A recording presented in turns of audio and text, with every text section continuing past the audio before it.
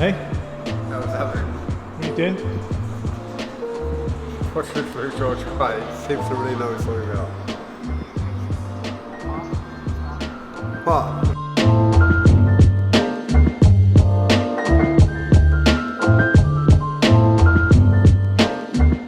So we're at the end of week 1 and it's all been quite manageable so far. So my calories, as you know, are 2,500.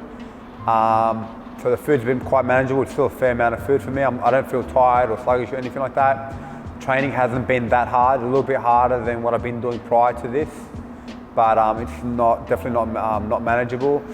The cardio is fine, so I've only added 2 cardio days, 2 30-minute cardio sessions, and the steps target, which isn't too bad. I'm aiming for 15,000 steps. Sounds like a lot, but you got to keep in mind I have a physical job, meaning I'm constantly on my feet all day, every day. And prior to this starting, I was averaging over the course of a week around 12,500 steps per day. So whilst it seems like a lot, whilst 15,000 steps per day seems like a lot, it's only another 2,500 more steps than I was doing before. So the first thing I want to talk about is the 5 most common reasons people tend to fail their diets in the first week or 2. So number 1 is setting unrealistic fat loss goals. Number 2 is setting too low caloric targets. Number 3 is setting unfavorable macronutrient breakdowns. Number 4 is not setting macros at all. And number 5 is having the belief where you're just going to exercise your way out of your fat and without any dietary intervention at all.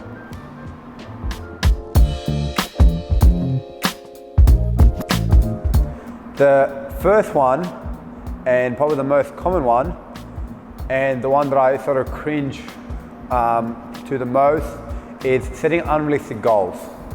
And this is somewhat been made or orchestrated by media. Now, one show in particular I'm thinking about is like The Biggest Loser.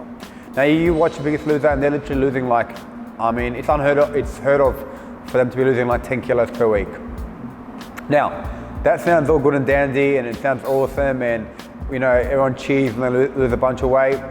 But first thing first, you have to keep in mind what's manageable for your weight. Now, if you don't know what you should be aiming for, what's a healthy target, 1% of your weight per week is a fast pace. So even if you're losing 0.5% of your total body weight per week, that's still quite a fast pace. It's a good pace. So don't get disheartened if you've only lost 500 grams or 300 grams, because at the end of the day, you don't want drastic changes. Now, one study I did find beneficial to what I want to get across here is, so they basically did a study where they followed the Biggest Loser contestants over 7 years. And what they found was most of the people that did the challenge ended up being heavier than when they first entered the show, okay? So set realistic goals and just do it slowly. Setting unrealistic caloric targets. I would say the female population sort of falls victim to this more than guys. And it's basically setting really, really low calories. I've heard of like 700 calories per day, 800 calories per day, 900 calories per day, even 1,000 calories per day. Over a long period of time or even short period of time, just to like fit in a dress for a wedding or fit in a dress for a birthday or whatnot. And as a result, what happens is, one, your dieting becomes unsustainable. Like, there is no way in this world are you gonna go for the rest of your life only eating 800 calories. And if you do, you're severely limiting yourself to what you can eat at family functions, how much energy you're gonna have throughout the day, and you're just gonna make yourself a miserable person at the end of the day. So just avoid setting really low caloric targets, and that's why you should use a metabolic calculation website such as TD.com. So another thing you should avoid is setting unfavorable/unrealistic macronutrient breakdown. So what I mean by that is, let's say you're eating 1,800 calories and you decide you want to do the ketogenic diet. Now, I'm presuming the ketogenic diet is quite different to what you've done before. So you're automatically eating foods or eating certain foods that you wouldn't have done before, making your life somewhat harder. Another thing is, for most people, having carbs in your macronutrient profile will give you more energy, and it will just make your dieting experience much more pleasant as opposed to having a high fat macronutrient breakdown. So number 4 is not setting any macros at all. So you know you have to eat less, but you're choosing not to do any intervention. So basically, you're stabbing in the dark. You're trying to intuitively, as it's commonly been phrased, guess that you're eating less. So one of the biggest surprises most people get is actually tracking how much they eat and seeing how many calories that equates to. Because you're probably consuming more than you actually think.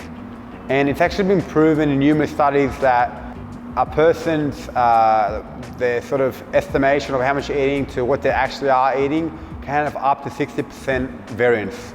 So there can be a 60% difference in like what you're actually eating and what you think you're eating. So number 5, you think that by just exercising regularly and super hard that you're gonna lose fat. This is completely wrong. And this is probably one of the more frustrating groups I come across, which is, you just think that because you're going to gym often, you're gonna lose fat. It actually doesn't work that way. And a lot of these sort of people end up gaining weight because what happens is, because they're going to gym more frequently, they're signaling for the body to gain muscle. At the same time, the metabolism's going up, so they're wanting to eat more, and then they are eating more, and then they just get bigger. So we're sort of shooting ourselves in the foot here.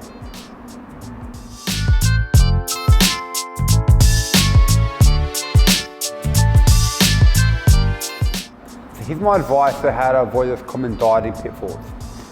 Number 1 is actually tracking how much you're eating. Now, I know it is a little bit time consuming and it does get a little bit annoying, but apps such as MyFitnessPal and Fat Secret make it a lot easier than if you just read it out yourself. Also, there's new features to both these apps where you can scan the barcode and it spits out the total amount of calories.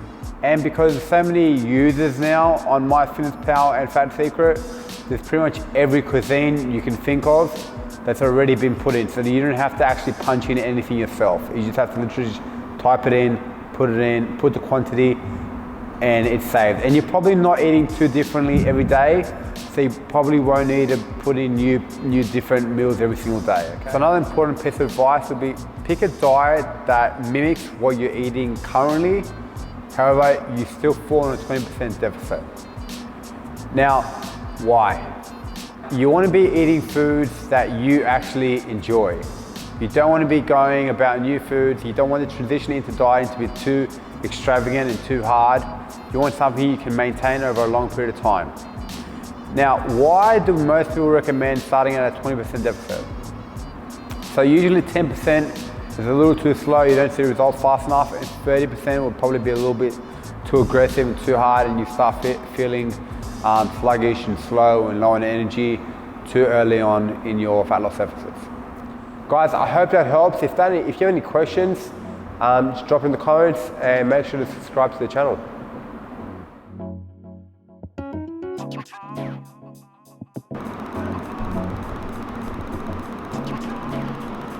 It's here.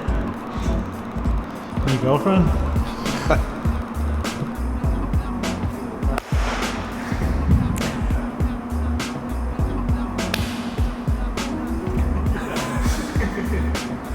Alright guys. Alright, so you have no energy, you're constantly grumpy and moody, and